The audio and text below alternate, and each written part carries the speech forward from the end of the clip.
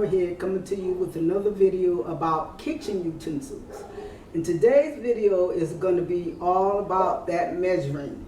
And we're going to be discussing the things we use in our kitchen for measuring, because as far as I'm concerned, after your kitchen knives, the next most important thing to me is your measuring tools. Okay, we have our standard cup, spoons. Well, anyway, we're going to get right into it. Okay, here we go. Okay, now we're going to start off with our measuring cup.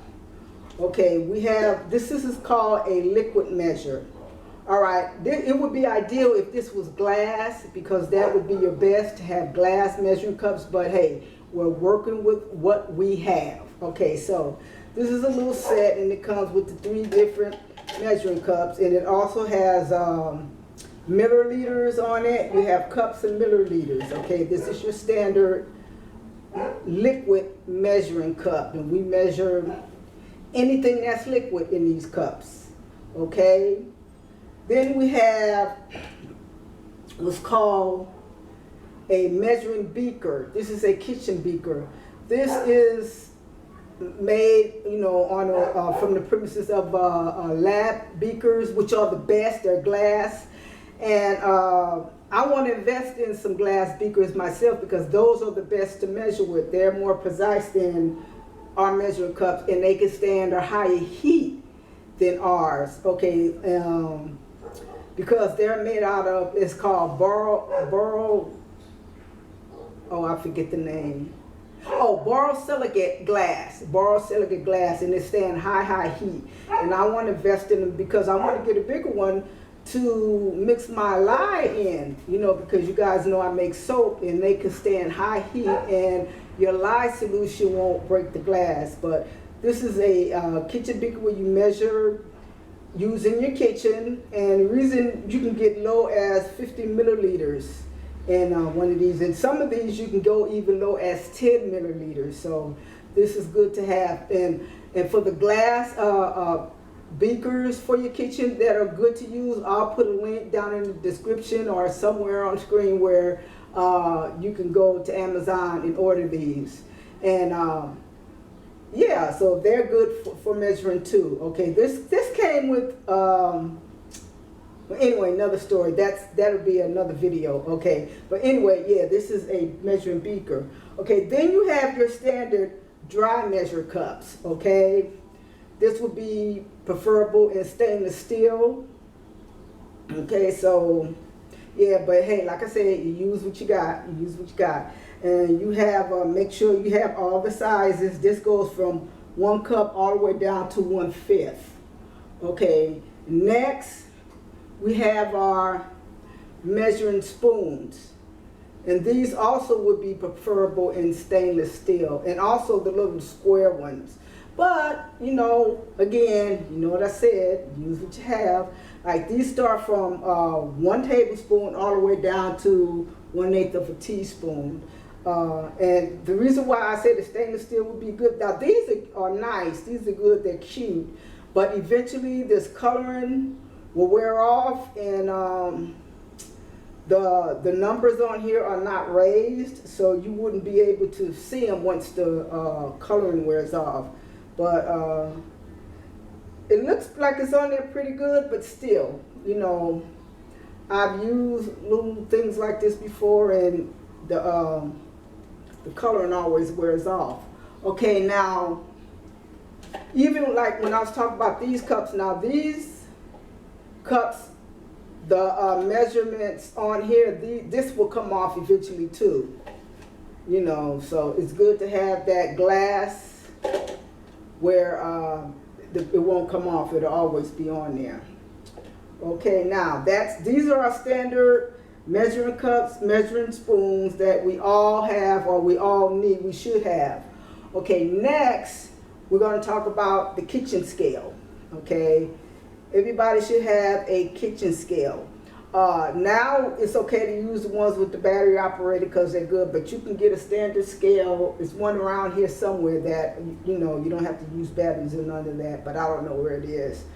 Yeah, so this has a tare button, so if you're measuring something, like if I put the cups on here and I press the tare button, it'll zero out. So when I put the liquid in, it will give it the correct amount of liquid, not measuring the bowl or whatever that you put on here as well. Okay, so your standard kitchen scale. Okay, next we have thermometers. Okay, this is for this is, I call it a candy thermometer, but you can use it for more than just candy. You can also use it for making jelly and deep frying and all that. And then you have Fahrenheit and Celsius on here. So whichever one you use, wherever you are, this is our thermometer, okay? And also we have a meat thermometer. Okay, this is for measuring meat. Now this goes to the crock pot, but you stick this down in the meat to get the measurement of the meat, the temperature, because you want to get your meat in the middle of a certain temperature. Then there is another meat thermometer around here. I don't know where it is. It might be at my house. Who knows?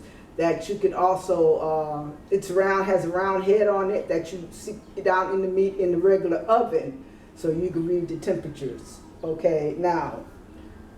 The next thing we have that we want to have is a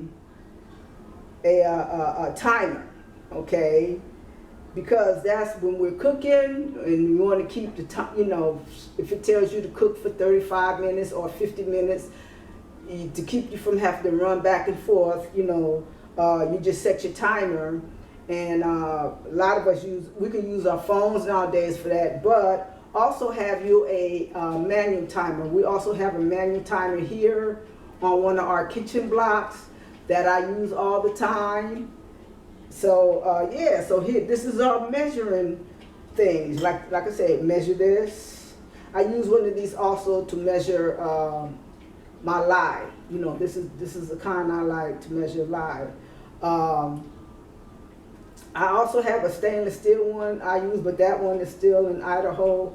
One of these days I'll get all my stuff that's still down there. Anyway, yeah, this, and like I said, your crock pot thermometer to measure your meat, your kitchen scale to measure different things, because sometimes measuring by weight, by using your scale, is more accurate than using a cup of something. Like when we do soap making, we use a scale instead of just eyeballing the cup, and this tells you how many ounces you need. We use a scale. So a scale comes in handy for a lot of different things.